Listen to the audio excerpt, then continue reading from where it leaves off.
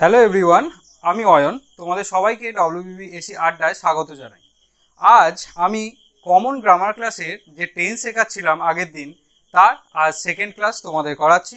তো তোমরা ভিডিওটা পুরোটা দেখো। আজ ভিডিওটা হয়তো একটু লেন্দি হবে, কিন্তু তোমরা পুরোটা দেখো। আজকে আমি টেন্সের পাস্ট টেন্স এবং ফিউচার টেন্সের বাকি যেগুলো আছে সেগুলো আমি আজকে কমপ্লিট করব। ওকে, তাহলে দেখতে থাকো। তো টেন্সের আগের দিন আমি কি কি শিখেছি? আগের দিন আমি শিখেছি সেখানে, বা তোমরা শিখেছো সেখানে কি হয়েছে, প্রেজেন্ট টেন্সের চারটে ভাগ। প্রেজেন্ট টেন্সে একটু রিক্যাপ করিয়ে দিচ্ছি।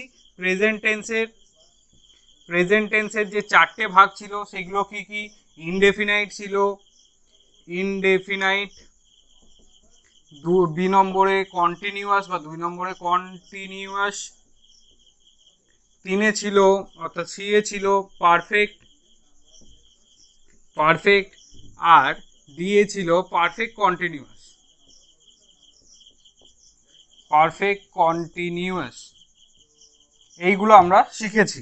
আজকে কি শিখবো? আজকে পাস্ট টেন্সের এই চারটি ভাগ এবং ফিউচার টেন্সের ভাগগুলো শিখবো। তাহলে পাস্ট টেন্স নিয়ে আজকে আলোচনা করা যাক। পাস্ট টেন্স মানে কি? পাস্ট কথার অর্থ হলো অতীত, ঠিক আছে। আর পাস্ট টেন্স কি না হচ্ছে সাবজেক্ট কোনো কাজ যদি অতীতে করে থাকে তাহলে এই আমরা পাস্ট টেন্স ইউজ করে থাকি।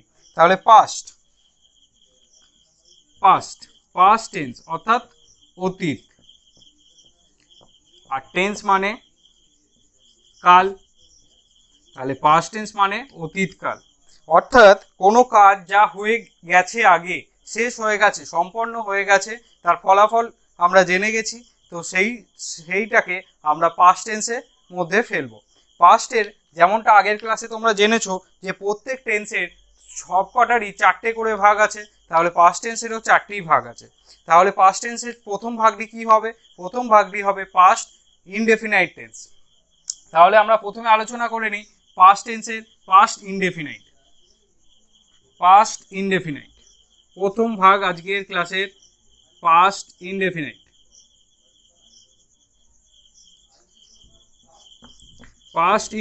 আচ্ছা বলো তো, এর আর একটা নাম কি হতে পারে? এর আর একটা নাম হতে পারে সিম্পল পাস্ট। এর বাংলা নাম কি হতে পারে? সাধারণ অতীত। অর্থাৎ কি? যে কাজ অতীতকালে শেষ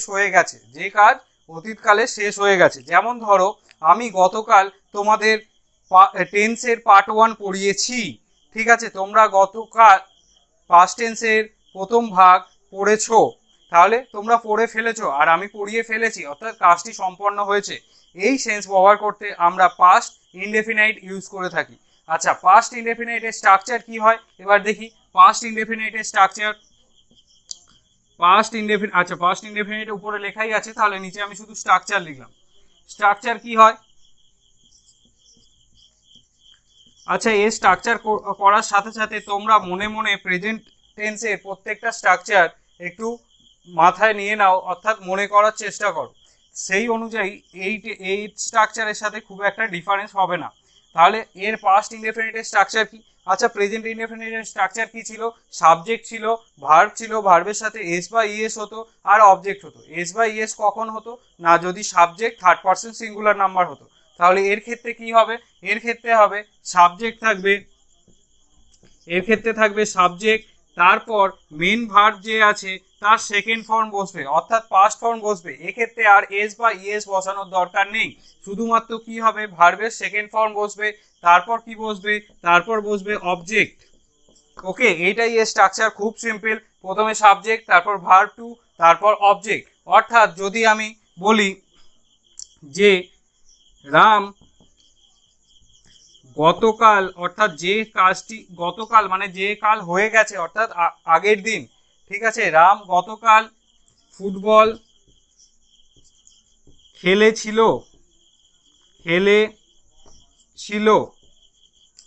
তাহলে রাম ফুটবল খেলে ফেলেছে, খেলাটা তার হয়ে গেছে, সেটা কবে? গতকাল হয়ে গেছে, অর্থাৎ এটা পাস্ট ইনডেফিনাইট টেন্স। এক্ষেত্রে কি হবে? সাবজেক্টকে রাম কি করেছিল? সাবজেক্ট খেলেছিল, ভার্ব কি খেলেছিল? ফুটবল, আর কবে না হচ্ছে গতকাল। তাহলে যদি সাবজেক্টের জায়গায় কি লিখতে পারি, রাম লিখতে পারি। আচ্ছা, এরপর কি বলেছি, সাবজেক্টের পর কে বসবে, ভার্ব টু বসবে, অর্থাৎ কি হবে, খেলা। খেলা ভার্বের সেকেন্ড ফর্ম কি, খেলা ভার্ব হলো প্লে, তার সেকেন্ড ফর্ম হলো প্লেড, ইডি যোগ করে, অর্থাৎ Ram played, played PLAYED, played. Okay, Ram played কি খেলেছিল, ফুটবল। এরপরে অবজেক্ট ফুটবল, ফুটবল কবে খেলেছিল, গতকাল, ইয়েস্টারডে। তাহলে কি হলো, রাম গতকাল ফুটবল খেলেছিল, রাম প্লেড ফুটবল ইয়েস্টারডে। এটা হলো কি না পাস্ট ইনডেফিনিট টেন্সের স্ট্রাকচার এবং একটি উদাহরণ। ওকে, স্ট্রাকচারটা আশা করি বুঝতে পেরেছো। স্ট্রাকচারে কি বলেছি, সাবজেক্ট, ভার্ব টু আর অবজেক্ট। খুব সিম্পল, এক্ষেত্রে এস বা ইএস বসানোর দরকার পড়ে না। Subject third person singular number হলেও এস বা ইএস বসানোর দরকার পড়ে না। আচ্ছা, বাংলা দেখে নিই কি হয় এর ক্ষেত্রে। ফার্স্ট পারসনের ক্ষেত্রে কি হয় না, হচ্ছে ছিলাম। সেকেন্ড পারসনের ক্ষেত্রে ছিলে। আর থার্ড পারসনের ক্ষেত্রে কি হয় না, ছিল। যা কিছু ভার্বের সাথে যদি এইগুলো যোগ থাকে তাহলে আমরা জানবো এটা কি প্রেজেন্ট না, পাস্ট ইনডেফিনাইট টেন্সে আছে। ওকে, তাহলে এতক্ষণ আমরা পাস্ট ইনডেফিনাইট বা সিম্পল পাস্ট জানছিলাম। এরপর জানবো কি পাস্ট কন্টিনিউয়াস টেন্স। ঠিক একই রকম, পাস্ট কন্টিনিউয়াস কি প্রেজেন্ট কন্টিনিউয়াসের মতোই, শুধুমাত্র এখানে অতীতে কোনো কাজ চলছিল বোঝালে বা ঘটছিল বোঝালে আমরা এই টেন্স ইউজ করে থাকি, অর্থাৎ পাস্ট কন্টিনিউয়াস ইউজ করে থাকি। এতক্ষণ আমরা জানলাম পাস্ট ইনডেফিনাইট, এখন জানবো পাস্ট কন্টিনিউয়াস। তাহলে আজকে second part, past continuous. Past continuous অর্থাৎ কি না, চলমান বা ঘটমান অতীত, অর্থাৎ অতীতকালে কোনো কাজ চলছিল যদি বোঝায়, অতীতকালে কোনো কাজ যদি বলে চলছিল বোঝায়, সেক্ষেত্রে আমরা পাস্ট কন্টিনিউয়াস ব্যবহার করে থাকি। পাস্ট কন্টিনিউয়াসের বাংলা কি না, চলমান বা ঘটমান অতীত। আচ্ছা, এরপর এর স্ট্রাকচার দেখে নিই। এর স্ট্রাকচার কি হয়, এর স্ট্রাকচার খুবই সোজা। প্রথমে সাবজেক্ট হয়, তারপর কি হয়, তারপর বি ভার্বের সেকেন্ড ফর্ম হয়, অর্থাৎ ওয়াজ বা ওয়ার বসে সাবজেক্ট অনুযায়ী। তারপর কি বসে, তারপর বসে ভার্বের সাথে আইএনজি যোগ হয়। তারপর কি বসে, অবজেক্ট বসে, ঠিক যেমন প্রেজেন্ট টেন্সের ক্ষেত্রে হতো কি না, হচ্ছে সাবজেক্ট বি ভার্ব, সেক্ষেত্রে অ্যাম ইজ আর কি হতো না, হচ্ছে ভার্বের সাথে আইএনজি আর অবজেক্ট। এক্ষেত্রে পাস্ট টেন্স যেহেতু, সেই জন্য বি ভার্বটা ওয়াজ ওয়ার হয়। ওকে, তারপর গোটা স্ট্রাকচার সেম থাকে। তাহলে একটা এক্সাম্পল দিয়ে আমরা দেখে নিই কি হয়। এক্সাম্পল দিয়ে একটা আমরা দেখে নিই, যেমন ধরো মা তখন রান্না করছিলেন।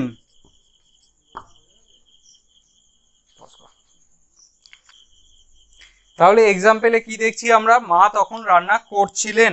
আচ্ছা, এটা শুদ্ধ বাংলায় লিখলে আমরা লিখতে পারি রান্না করিতেছিলেন, এই রকম সেন্স বোঝালে সেক্ষেত্রে আমরা কি ইউজ করব, পাস্ট কন্টিনিউয়াস ইউজ করব। আচ্ছা, এখানে সাবজেক্ট কে, মা, কি করছিলেন, রান্না করছিলেন, এটা ভার্ব। এখানে অবজেক্টের জায়গায় কিছু নেই। এখানে যদি অবজেক্ট দেয়া যেত, মা তখন মাংস রান্না করছিলেন, তাহলে হয়ে যেত অবজেক্ট। তাহলে মা সাবজেক্ট, তাহলে কি হবে, মাদার কি করছিলেন। এরপর বি ভার্ব বসবে, মায়ের জন্য কি হয়, বি ভার্ব। এখানে third person singular number mother, সেই জন্য বি ভার্ব হবে ওয়াজ। ওকে, তারপর কি রান্না করছিলেন, কুক, তার সাথে কি হবে আইএনজি যোগ, কুকিং। আর কি মাংস, মিট। ওকে, তাহলে আর এখানে কি আছে, কখন করছিলেন, তখন, অর্থাৎ দেন। তাহলে কি হলো, মাদার ওয়াজ কুকিং মিট দেন, মা তখন মাংস রান্না করছিলেন। এটা কিসের উদাহরণ হলো না, পাস্ট কন্টিনিউয়াস টেন্সের। এরপর আমরা কি দেখব, আচ্ছা এখানে বাংলাটা বলা হয়নি, বাংলা কি দেখে চিনবে, বাংলা দেখে চিনবেন এই যে তে ছিলেন বা ছিলেন। আর যদি এইটা চলিত বাংলায় হয় তাহলে কি হবে, ছিলে, করিতেছিলে। আর ফার্স্ট পার্সনের ক্ষেত্রে হলে কি হবে, তে ছিলাম, আর থার্ড পার্সনের ক্ষেত্রে বলেই দিয়েছি ছিলেন, এইটা হয়, বা ছিল এটা হয়, কি হয়, তে ছিল। যদি বাংলায় এইগুলো থাকে কোনো ভার্বের সাথে অর্থাৎ কর্মের সাথে, যদি এই ওয়ার্ডগুলো যুক্ত থাকে তাহলে আমরা বুঝবো এটা কি পাস্ট কন্টিনিউয়াস টেন্সে আছে। এরপর আমরা কি শিখবো, পাস্ট পারফেক্ট টেন্স। এই জায়গাটা তোমরা একটু বেশি মনোযোগ সহকারে শোনো, কারণ এটা একটু কমপ্লিকেটেড, যদিও আমি চেষ্টা করব তোমাদের যতটা সহজভাবে বোঝানোর ততটা বোঝানো যায়। এটা আমি মুছলাম, আশা করি তোমরা স্ক্রিনশট নিয়ে নিয়েছো। এরপর আমরা শিখবো কি, পাস্ট পারফেক্ট টেন্স। কঠিন কিছুই নয়, সহজ করে বোঝাবো, একটু মন দিয়ে শুনলেই বুঝতে পারবে। এরপর কি হবে, এরপর হবে পাস্ট পারফেক্ট। আচ্ছা, প্রেজেন্ট পারফেক্টের সময় আমি কি বলেছিলাম কখন ইউজ করব না, প্রেজেন্ট টেন্সে কোনো কাজ শেষ হয়ে গেছে কিন্তু তার রেজাল্ট এখনো বর্তমান আছে, সেই সমস্ত ক্ষেত্রে আমরা প্রেজেন্ট পারফেক্ট ইউজ করে থাকি। আর পাস্ট পারফেক্ট কখন ইউজ করব, পাস্ট পারফেক্ট তখন ইউজ করব যখন অতীতকালে কোনো কাজ পরপর দুটি কাজ হচ্ছে, একটি একটির পর হচ্ছে, অর্থাৎ একটি ঘটার আগে একটি সম্পন্ন হয়ে যাচ্ছে, সেই সময় আমরা পাস্ট পারফেক্ট ইউজ করব। যেমন ধরো তুমি স্টেশনে যাচ্ছ কিন্তু তার আগেই ট্রেন ছেড়ে দিল, কিংবা ধরো তুমি ক্লাসে আসবে তার আগেই শিক্ষক মহাশয় বা টিচার ক্লাস শুরু করে দিলেন। এই যে তোমার আসার আগেই টিচার শুরু করে দিলেন, কিংবা তোমার স্টেশনে যাওয়ার আগেই ট্রেন ছেড়ে দিল, এই রকম সেন্স যদি থাকে সেক্ষেত্রে আমরা কি ইউজ করব, সেক্ষেত্রে আমরা পাস্ট পারফেক্ট টেন্স ইউজ করব। অর্থাৎ অতীতকালে দুটো কাজ ঘটছে, একটি সম্পন্ন হওয়ার আগেই আরেকটি হয়ে যাচ্ছে, এই রকম সেন্স থাকলে আমরা পাস্ট পারফেক্ট ইউজ করব। এর ক্ষেত্রে স্ট্রাকচার কি হয়, এর ক্ষেত্রে স্ট্রাকচার হয়, আচ্ছা এটার যদি বাংলা হয়, এটার বাংলা হয় একটা, এটা হয় পুরাঘটিত অতীত, যদিও শুনতে খুবই অড, তাও পুরাঘটিত অতীত, অতীত মানেই ঘটে গেছে, তাও পুরাঘটিত অতীত, যেহেতু দুটো কাজ হচ্ছে এক্ষেত্রে। এর স্ট্রাকচার কি হয় একটু মন দিয়ে দেখো, এর স্ট্রাকচার হয় সাবজেক্ট হয়, যে কাজটি আগে ঘটে গেছে সে তার আগে হবে, আর যে কাজটি ঘটেনি এখনো পর্যন্ত, বা ওই আগের কাজটা ঘটার সময় ঘটেনি, তার এখনো ঘটাটা বাকি আছে, অর্থাৎ কাজটা সম্পন্ন হওয়া বাকি আছে, তার একটা স্ট্রাকচার হয়। দুটো স্ট্রাকচার একসাথে যোগ হয়। তাহলে প্রথম যে কাজটা ঘটেছে তার স্ট্রাকচার কি হয়, সাবজেক্ট, তারপর হয় হ্যাড, তারপর হয় V3, তারপর হয় অবজেক্ট। আচ্ছা, এর সাথে যোগ হয় কি, এর সাথে যোগ হয় বিফোর, ওকে, তারপর কি হয়, তারপর হয় সাবজেক্ট, সেকেন্ড কাজটার ক্ষেত্রে সাবজেক্ট, তারপর হয় ভার্বের সেকেন্ড ফর্ম, আর যদি অবজেক্ট থাকে তাহলে অবজেক্ট। বোঝা গেল? তাহলে কি বললাম, এক্ষেত্রে দুটো কাজ ঘটছে, সেই জন্য দুটো স্ট্রাকচার তাকে জয়েন করা আছে। প্রথমটার ক্ষেত্রে কি হয়, যে কাজটা আগে ঘটে গেছে তার ক্ষেত্রে প্রথমে সাবজেক্ট হয়, তারপর হ্যাড হয়, তারপর V3 হয়, তারপর অবজেক্ট হয়, তারপর একটা বিফোর বসাতে হয়, কি বসাতে হয়, বিফোর বসাতে হয়, তারপর কি হয়, সাবজেক্ট হয়, সেকেন্ড কাজটার ক্ষেত্রে সাবজেক্ট হয়, V2 হয়, আর অবজেক্ট হয়। V2 মানে হচ্ছে মেইন ভার্বের সেকেন্ড ফর্ম। এইগুলো আমি পাশে ছোট করে লিখে দেবো বোর্ডের কোনো না কোনো জায়গায়, এই ভিডিওর মধ্যেই তোমরা দেখে বুঝতে পারবে। আমি অনেক শর্ট টার্ম ইউজ করি, সেইগুলো আমি লিখে দেবো কোনটার কি মানে। তাহলে একটা উদাহরণ নেওয়া যাক, যেমন ধরো কি হলো না, the train had left the station before we reached। এক্ষেত্রে দেখো কি হয়েছে, এক্ষেত্রে দুটো কাজ হয়েছে, একটা ট্রেন স্টেশন থেকে ছেড়ে চলে গেছে, আর একটা হয়েছে আমরা পৌঁছানো, আমাদের পৌঁছানো। তাহলে প্রথম কাজ কোনটা হয়েছে, ট্রেন ছেড়ে চলে যাওয়া, সেই জন্য প্রথমে কাজটাকে আমি প্রথম স্ট্রাকচারে বসিয়েছি, অর্থাৎ সাবজেক্টের জায়গায় দ্য ট্রেন, তারপর হ্যাড, লিভ ভার্ব, তার হচ্ছে 3 নম্বর অর্থাৎ পার্টিসিপেল লেফট, তারপর হচ্ছে অবজেক্ট। এই পর্যন্ত একটা কাজ, এই কাজটা আগে ঘটেছে, তাই এইটাকে এই হ্যাডে দিয়ে বসিয়েছি, হ্যাড দিয়ে বসিয়েছি। আর সেকেন্ড কাজটা কি, আমাদের পৌঁছানো, সেইটার সাবজেক্ট আছে, আর এখানে V2, এক্ষেত্রে কোনো অবজেক্ট নেই। আশা করি বোঝা গেছে। আমি আর একটা উদাহরণ দিয়ে তোমাদের বোঝাচ্ছি। তাহলে ধরো দ্য ক্লাস হ্যাড স্টার্টেড, ক্লাসটা শুরু হয়ে গেছে বিফোর বাপ্পা অ্যারাইভড, বাপ্পা পৌঁছানোর আগেই ক্লাসটা শুরু হয়ে গেছে। এক্ষেত্রেও দুটো কাজ, একটা ক্লাস শুরু হয়ে যাওয়া আর একটা বাপ্পার পৌঁছানো। বাপ্পার পৌঁছানোর আগেই যেহেতু ক্লাসটা শুরু হয়ে গেছে তাই এটাকে হ্যাড দিয়ে V3 লিখেছি, তারপর বাপ্পার পৌঁছানোটা হয়েছে সেই জন্য বাপ্পা দিয়ে সাবজেক্ট দিয়ে V2 লিখেছি। তাহলে যদি এর নিচে লিখে দিই, এখানে হচ্ছে সাবজেক্ট আছে, তারপর হ্যাড আছে, তারপর এখানে V3 আছে, তারপর বিফোর বলেছিলাম V4 আছে, তারপর আবার সাবজেক্ট আছে, তারপর V2 আছে। এক্ষেত্রে যেহেতু অবজেক্ট নেই আমি অবজেক্ট বসাইনি। তাহলে এই হলো past perfect tense. Past perfect tense আশা করি বোঝা গেছে। যদি না বুঝতে পারো তোমরা কমেন্টে জানিও, আমি সেটা সলভ করার বা তোমাদের বোঝানোর চেষ্টা করব। ওকে, তারপর আমরা কি দেখব? এরপর আমরা দেখব past perfect continuous tense. Past perfect continuous tense জানার আগে যেমনটা আমি প্রত্যেকটা টেন্সের ক্ষেত্রে বলছি, প্রেজেন্টে কি ছিল একটু মনে করে নাও। প্রেজেন্ট পারফেক্ট কন্টিনিউয়াসের ক্ষেত্রে কি ছিল একটু মনে করে নাও, তারপর আমরা পাস্ট পারফেক্ট কন্টিনিউয়াস দেখব।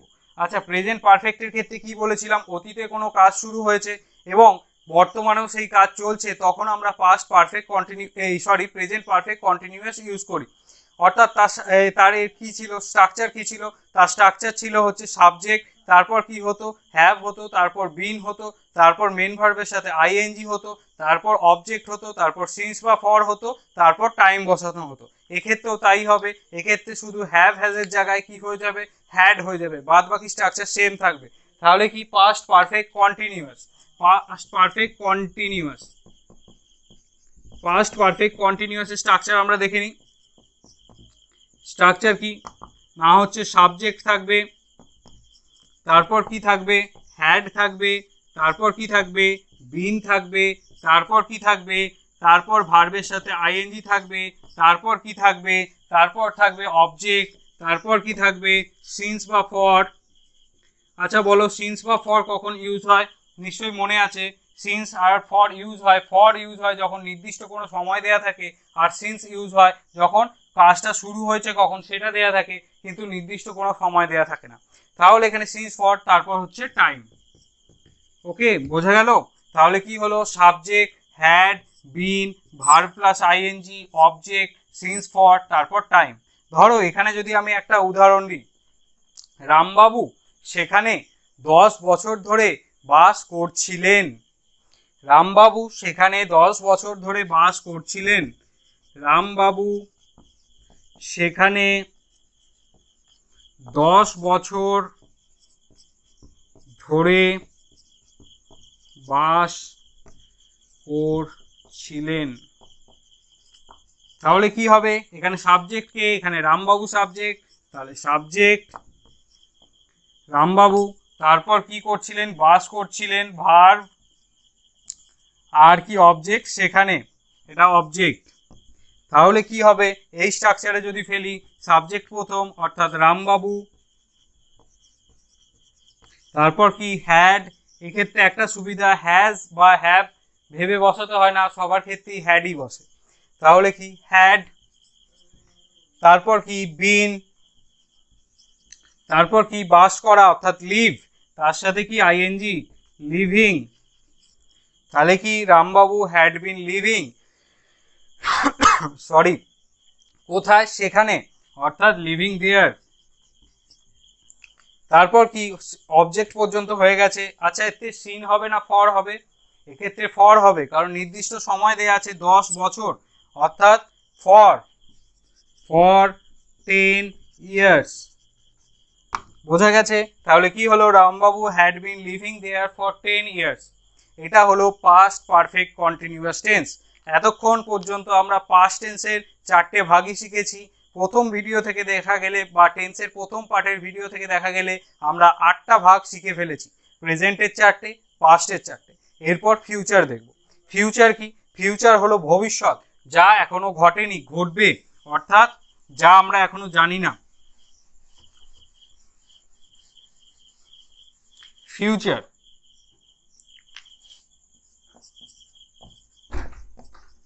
ফিউচার টেন্স অর্থাৎ ভবিষ্যৎ কাল।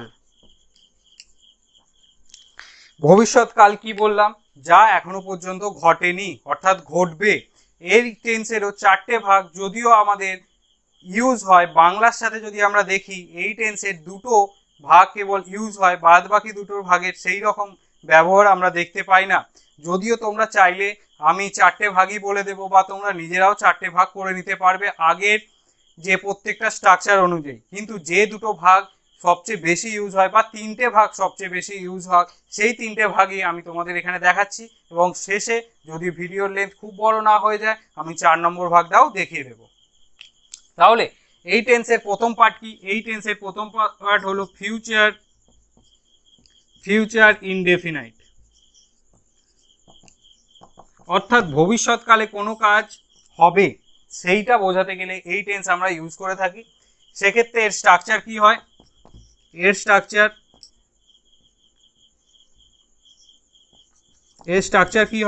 স্ট্রাকচার হয় সাবজেক্ট থাকে, তারপর কি থাকে? শ্যাল বা উইল থাকে, তারপর কি থাকে? ভার্বের 1 নম্বর, অর্থাৎ কেবলমাত্র মেন ভার্ব, তার কোনো পাস্ট ফর্মও না, পাস্ট পার্টিসিপল ফর্মও না, কেবলমাত্র প্রেজেন্ট ফর্ম থাকে, তারপর থাকে অবজেক্ট। আচ্ছা, এর ক্ষেত্রে দেখে নিই শ্যাল বা উইল কোথায় বসে। ফার্স্ট পার্সনের ক্ষেত্রে সেটা সিঙ্গুলার হতে পারে, ফার্স্ট পার্সন সিঙ্গুলার হতে পারে, কিংবা প্লুরাল হতে পারে। তার ক্ষেত্রে কি হয়? শ্যাল বসে। আর second person and third person সেইটা সিঙ্গুলার কি প্লুরাল হোক, আমার এক্ষেত্রে উইল বসে। কিন্তু এখানে একটা কথা আছে, যদি কোনো কাজ সে ডিটারমাইন্ড হয়, সে করবেই, অর্থাৎ বা আমি করবই বা আমরা করবই, সে করবেই বা তারা করবেই, এই সমস্ত ক্ষেত্রে কি হয়? এইটা অপোজিট হয়ে যায়। অর্থাৎ ডিটারমিনেশন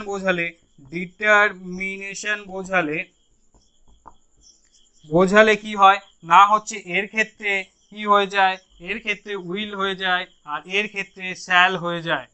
বোঝা গেল? অর্থাৎ প্রতিজ্ঞাবদ্ধ যদি হয়ে থাকে সেক্ষেত্রে এটা উল্টে যায়, অপোজিট হয়ে যায়। আচ্ছা, এরপর দেখে নিই একটা উদাহরণ দিয়ে। যেমন ধরো রোহিত কাল অর্থাৎ আগামীকাল ম্যাচটি খেলবে। খেলাটা হয়নি, খেলবে রোহিত। সেক্ষেত্রে কি হবে? রোহিত সাবজেক্ট, খেলাটা কি ভার্ব, আর ম্যাচটা অবজেক্ট। তাহলে কি হবে? রোহিত তারপর কি হবে? রোহিতের জন্য কি থার্ড পার্সন সিঙ্গুলার নাম্বার, সেই জন্য কি বসবে? উইল। ওকে, তারপর কি? প্লে, খেলা, প্লে। তারপর কি? দ্য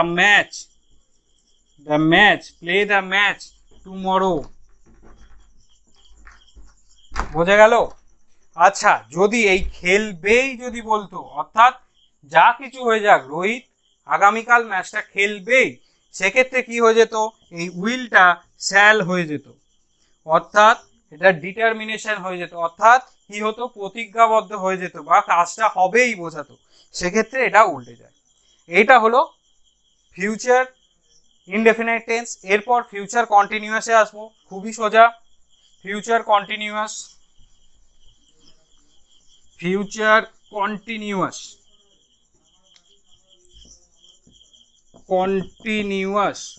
অর্থাৎ কি? ভবিষ্যৎকালে কোনো কাজ চলবে, ঘটবে, এই রকম সেন্স বোঝালে কি হয়? ফিউচার কন্টিনিউয়াস টেন্স ইউজ করি। সেক্ষেত্রে স্ট্রাকচার কি হয়?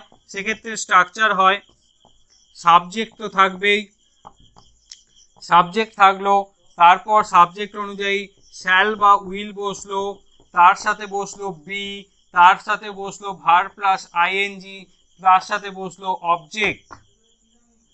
হয়েছে? বোঝা গেছে কি বললাম? সাবজেক্ট হবে, তারপর শ্যাল বা উইল হবে, তারপর বি হবে, ভার্ব প্লাস আইএনজি হবে, আর হবে অবজেক্ট। এই স্ট্রাকচারে যদি কোনো প্রত্যেকটা স্ট্রাকচারের প্রত্যেকটা এলিমেন্টে যদি আমি ওয়ার্ড বসাই, তাহলে কি গঠন হবে? তাহলে হবে ফিউচার কন্টিনিউয়াসের কি হবে? সেন্টেন্স তৈরি হবে। তাহলে দেখা যাক কি হবে। যদি বলি সাবজেক্টের জায়গায় বললাম করণ। ওকে, তারপর কি বললাম এখানে উইল, তারপর কি বললাম বি, তারপর কি বললাম টিচ, তার সাথে আইএনজি টিচিং, তার সাথে কি বললাম কেমিস্ট্রি। তাহলে কি হলো করণ, উইল বি, টিচিং, কেমিস্ট্রি। বোঝা গেল? এটা হলো কি না হচ্ছে ফিউচার কন্টিনিউয়াস। এরপর আমরা কি করব, আর একটাই ফিউচার পারফেক্ট টেন্স, আর ফিউচার পারফেক্ট কন্টিনিউয়াসের সেই রকম ব্যবহার হয় না। এক্ষেত্রে আমরা কি করি, এরপর দেখি ফিউচার পারফেক্ট টেন্স, এরপর দেখব ফিউচার পারফেক্ট। এইটারও যেমন খুব একটা ব্যবহার আমরা করি না পারফেক্ট, এটা তবে আমরা স্পোকেনে কিন্তু ব্যবহার করে থাকি কথা বলার সময়।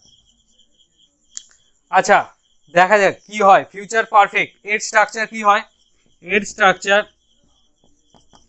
স্ট্রাকচারও খুব সোজা। সাবজেক্ট হয়, তারপর শ্যাল বা উইল বসে, তারপর হ্যাভ বসে। হ্যাজ হবে না কিন্তু সাবজেক্টের উপর ডিপেন্ডেন্ট করে, তোমরা বলবে যে হ্যাভ হ্যাজ দুটোই হতে পারে, কিন্তু শ্যাল বা উইল যেহেতু আছে সেই জন্য এখানে কেবলমাত্র হ্যাভ বসবে, হ্যাজ বসবে না। তারপর কি হবে, তারপর ভার্বের 3 নম্বর হবে, তারপর অবজেক্ট বসবে। তাহলে এই যে স্ট্রাকচার, এর প্রত্যেকটা এলিমেন্টে আমি ওয়ার্ড বসালে কি হয়ে যাবে না ফিউচার পারফেক্টের সেন্টেন্স তৈরি হবে। ওয়ার্ড বসিয়ে দেখি কি হয় না, ধরো আই শ্যাল হ্যাভ, তারপর কি বলেছি ভার্বের 3 নম্বর বট, বিওইউজিএসটি বাই ভার্বের 3 নম্বর বট দ্য বুক হয়েছে।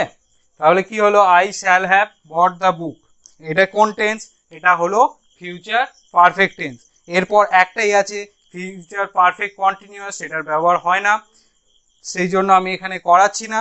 তোমাদের যদি কারো জানার আগ্রহ থাকে তোমরা কমেন্ট বক্সে আমায় জানাবে, আমি সেখানে তোমাদের রিপ্লাই দিয়ে দেবো। ভিডিওর লেন্থ আশা করি অনেকটাই বেশি হয়ে গেছে, তাই ভিডিওটা আমি আজ এখানে শেষ করলাম। আজ পর্যন্ত টেন্সের আমরা প্রত্যেকটা বিভাগ শিখলাম, অর্থাৎ টেন্স আমাদের শেষ হলো।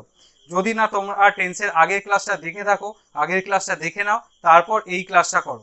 আর ভিডিওটা ভালো লাগলে লাইক করো, বন্ধুদের সাথে শেয়ার করো, আর যদি সাবস্ক্রাইব না করে থাকো অবশ্যই আমাদের চ্যানেল WBBSC আড্ডা চ্যানেলটিকে সাবস্ক্রাইব করো, কারণ এখানে ক্লাস 9 থেকে ক্লাস 12 পর্যন্ত সায়েন্স গ্রুপ আর ইংরাজি তার সাথে সংস্কৃত, এখানে তোমাদের সম্পূর্ণ বছর ধরে একটা কোচিং সেন্টারে ঠিক যেমন করে পড়ানো হয়, আমরাও এই অনলাইন মাধ্যমে তোমাদের কাছে সেইটা বিনামূল্যে পৌঁছে দিতে চাই। তাই অনেকে যুক্ত হও আমাদের সাথে, কারণ আমরা চাই বিনামূল্যে পড়াশোনা সবাই পাক, ফ্রি এডুকেশন ফর অল, এটাই আমাদের মোটো। ওকে, থ্যাংক ইউ।